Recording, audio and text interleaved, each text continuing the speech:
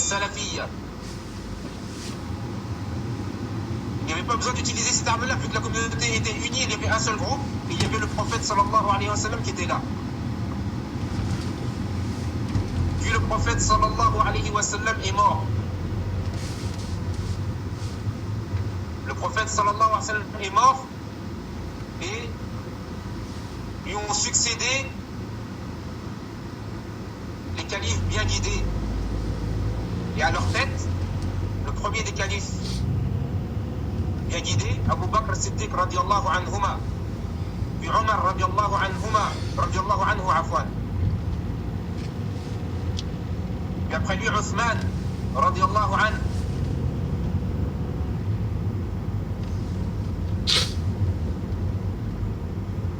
Puis Ali radiallahu anhu.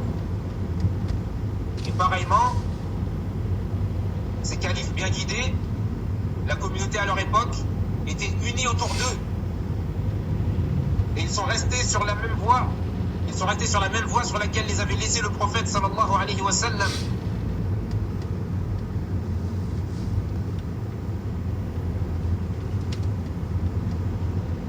Mais vers la fin du califat de Uthman, radiyallahu anhu, ont commencé à apparaître certaines personnes.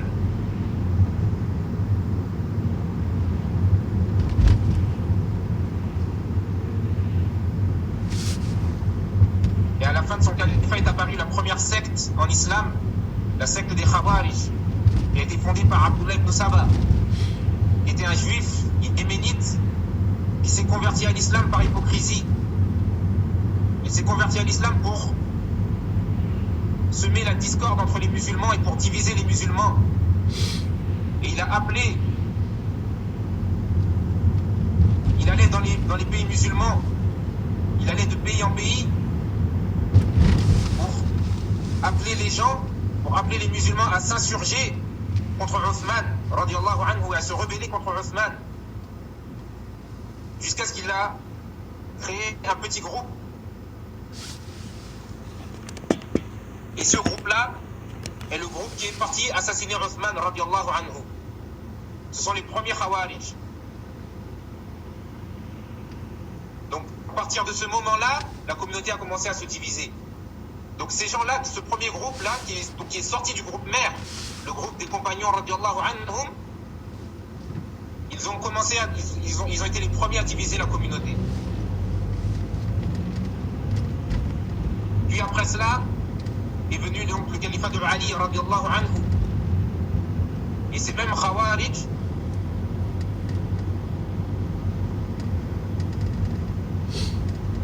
se sont rebellés contre lui également. Et contre Muawiyah. Et également, à l'époque de Ali radiallahu anhu est apparue une deuxième secte. La secte des Rafidites, qui sont communément appelés chiites. Et vous savez qui était le fondateur de cette secte? Le même homme que nous avons cité précédemment, Abdullah ibn Saba. Donc Abdullah ibn Saba a créé la secte des Khawarij, qui se sont rebellés contre Uthman et qui se sont rebellés contre Ali et Muawiyah. Et il a créé également la secte des Rafidites, les chiites extrêmes, qui ont prétendu aimer Ali et qui ont mis Ali au degré de la divinité, au degré d'Allah subhanahu wa ta'ala. Et certains d'entre eux l'ont mis au degré du prophète sallallahu alayhi wa sallam. Donc, une fois de plus, la communauté s'est divisée. Donc, tous ces gens qui ont créé des sectes, qui ont créé des sectes, qui sont venus avec des croyances et avec des actes qui contredisaient l'islam et la sunna et la voie sur laquelle était le prophète sallallahu alayhi wa sallam et les compagnons, ont été la cause de la division de la communauté. Puis après cela, sont venues d'autres sectes encore, qui ont ramené aussi de nouvelles croyances et de nouvelles soi-disant adorations. qu'ils ont attribué à l'islam alors que l'islam n'en fait pas, alors que l'islam en est innocent. Donc est venue la secte des Qadarites qui réfutait le Qadar, qui disait qu'il n'y avait pas de destin.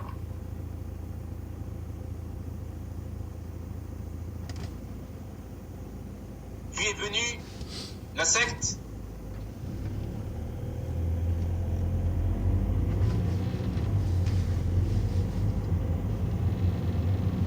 des Mourjites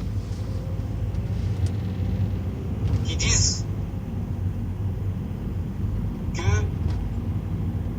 les actes ne font pas partie de la foi et que les gens dans leur foi sont tous au même niveau. Et que peu importe les péchés que tu commets, ceci ne diminue pas ta foi et n'a pas d'impact et n'a pas d'influence sur ta foi. Alors que la croyance des gens de la Sunna, c'est que la foi augmente avec les actes d'obéissance et elle diminue avec les péchés. Comme ceci est explicité dans les versets du Coran et dans les hadiths du prophète sallallahu alayhi wa sallam. Et ainsi de suite, et ainsi de suite. À chaque époque, des sectes ont émergé